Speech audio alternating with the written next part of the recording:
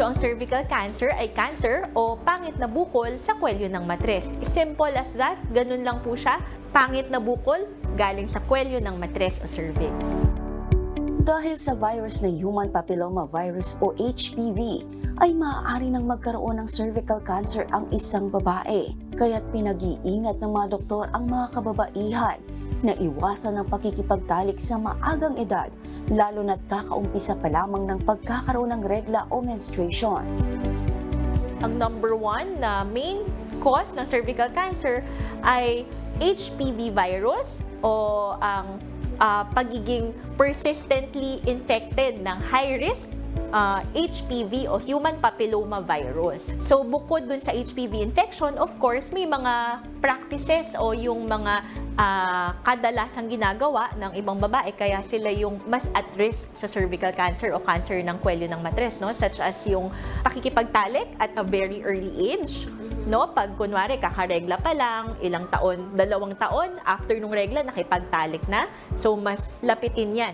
Again, as I said, yung cervical cancer is sexually transmitted na virus, so HPV. So the more ka maraming partner, the more ka din at risk for cervical cancer. At hindi lang to babae sa lalaki, no? Pwede ring babae sa babae, any sexual activity, no?